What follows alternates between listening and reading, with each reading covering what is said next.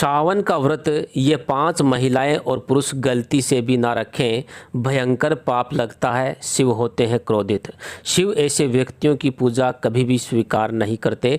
पूरी जानकारी के लिए वीडियो को अंत तक अवश्य देखें और कमेंट बॉक्स में ओम नमः शिवाय लिखना बिल्कुल ना भूलें। नमस्कार, आपका स्वागत है। दोस्तों, देवों के देव महादेव इस समस्त संसार के कण कण में बसी हुई असीम ऊर्जा हैं। शिव निराकार हैं, लेकिन शिव में अतुलनीय ऊर्जा समाई है। शिव को समझना आसान नहीं है, लेकिन शिव को जिसने समझ लिया, समझो उसको परमानंद की प्राप्ति हो गई। दुनिया भर में भगवान शिव के असंख्य भक्त हैं और सावन का महीना भगवान शिव का सबसे प्रिय महीना है। शिव भक्त जोरों शोरों के साथ सावन के महीने का बड़ी ही बेसब्री से इंतजार करते हैं और कावड़ यात्रा में भाग लेते हैं। दोस्तों, सावन महीने का हर एक दिन बहुत ही पवित्र और शुभ होता है। हर दिन भगवान शिव की पूजा अर्चना की जाती है, लेकिन सावन के सोमवार व्रत की बात ही कुछ और होती है। लेकिन कुछ लोगों को ये व्रत नहीं रखना चाहिए, क्योंकि ऐसा करने से उनको भयंकर पाप लगता है। शिव हो जाते हैं क्रोधित। तो चलिए जान लेते हैं कि किन किन लोगों को सावन का ये व्रत भूल से भी नहीं रखना चाहिए। पहली बात, खास तौर पर पति पत्नी के लिए सावन का यह व्रत रखना बहुत ही महत्वपूर्ण माना गया है।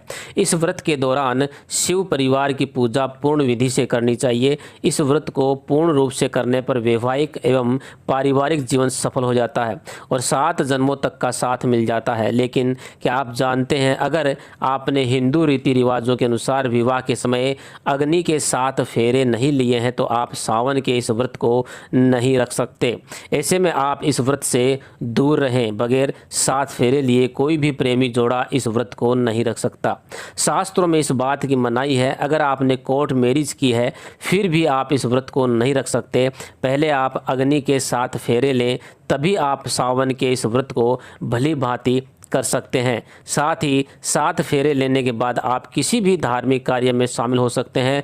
और यदि आप शास्त्रों के विरुद्ध काम करते हैं तो आप पाप के भागीदार बनते हैं। दूसरी बात, मन में क्रूर विचार रखने वाले दुष्ट व्यक्ति को इस सावन के पवित्र महीने से हमेशा दूर रहना चाहिए। ऐसे व्यक्ति की पूजा कभी भी महादेव स्वीकार नहीं करते। अगर हम शास्त्रों की माने तो जिस व्यक्ति के मन में गलत विचार आते हो, दूसरे के प्रति मन में गलत भावना रखते हो, ऐसे लोगों को सावन का व्रत कभी नहीं रखना चाहिए।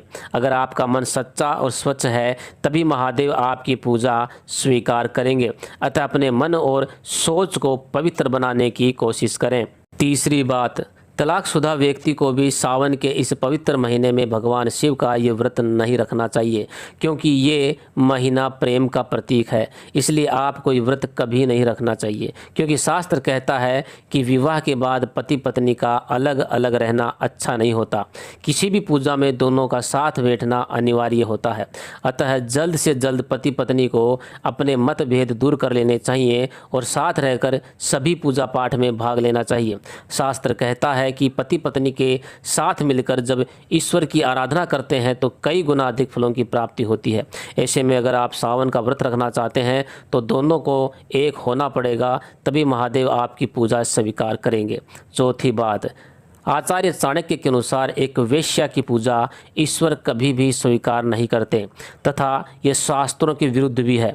ऐसा करना महापाप माना गया है। ऐसे में सावन के पवित्र महीने में ऐसी महिलाओं को दूर ही रहना चाहिए और व्रत तो कभी गलती से भी नहीं करना चाहिए। साथ ही रजस्वला स्त्री को भी ये व्रत करने से बचना चाहिए। पांचवी बात, शास्त्रों के अनुसार कुंवारी कन्या को शिवलिंग कभी स्पर्श नहीं करना चाहिए, क्योंकि ऐसा करना पाप की श्रेणी में आता है। और साथ ही जिस व्यक्ति के मन में किसी के प्रति गंदे विचार पैदा होते हैं या व्यक्ति गाली गलौज करता रहता है, तो भगवान शिव ऐसे व्यक्ति की पूजा कभी भी स्वीकार नहीं करते। छठवीं बात, कुंवारी लड़कियां इस व्रत को जरूर रखें। अगर पाना है महादेव जैसा पति, तो इस व्रत को कुंवारी कन्या अवश्य रखें, लेकिन ध्यान रहे शिवलिंग को भूल से भी स्पर्श ना करें। खास तौर पे सावन में जब कोई कुंवारी कन्या इस व्रत को भली भांति पूरा कर लेती हैं, तो यकीनन उसे महादेव जैसे पति की प्राप्ति होती है। तो दोस्तों, मैं आशा करता हूँ कि आज की ये जानकारी भी आपको पसंद आई होगी। अगले वीडियो में फिर एक नई जानकारी के साथ आपसे मुलाकात होगी। तब तक के लिए नमस्कार।